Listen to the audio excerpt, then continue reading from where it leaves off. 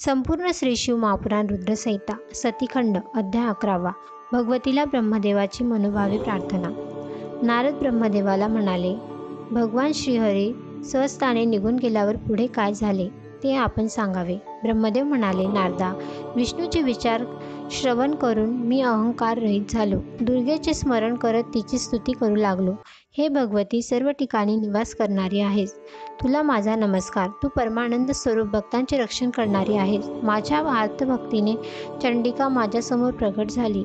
ती सुंदरा, दिव्य आणि चतुर्भुज होती। तिचा रंग काजळासारखा होता। तिने विचारले, तुमची काय इच्छा आहे ती सांगा, मी पूर्ण करू शकेन। मी म्हणालो, हे देवी, भगवान शिव हे रुद्र रूपाने कैलास पर्वतावर वास्तव्य करून आहेत।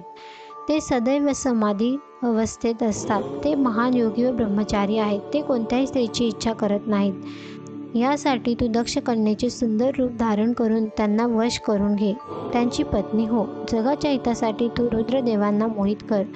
मी स्त्रीची अभिलाषा धरली, त्यामुळे त्यांनी माझी निंदा केली, माझा अपमान केला। त्यांच्या मनात स्त्रीची इच्छा निर्माण करणारी फक्त तू आहेस। तुझ्याशिवाय हे काम दुसऱ्या कोणाला करता येण्यासारखे नाही। मदनाला मी पाठविले तर त्याचा काही उपयोग झाला नाही। तू प्रधानाने शिवजींना गृहस्थाश्रमात प्रवेश करावयास लाव। माझे हे विचार ऐकून जगदंबेला मोठे आश्चर्य वाटले। ती म्हणाली, आपण तर वेद जाणणारे आहात, तर मग असे का बरे बोलता? शंकरांना मोहित करण्याची इच्छा का बरे धरतात? शिवप्रभूंना मोहित पाडण्याचा काय बरे लाभ? शिवजी निर्गुण, सर्व प्रकारचे विकार रहित आणि ते परब्रह्मस्वरूप आहेत। मी तर त्यांचे अधीन असून त्यांची दासी आहे। भक्तांच्या उद्धारासाठी रुद्ररूपाने प्रकटले आहे। ती म्हणाली, आपणास तर मी वचन दिले आहे, आणि आता काय बरे करावे?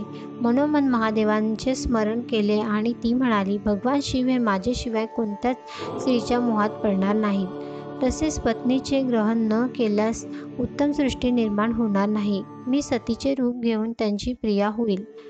मी दक्ष पत्नीच्या पोटी सतीरूपाने उत्पन्न होईल। माझ्या लीलेने शंकरांना जिंकून घेईल।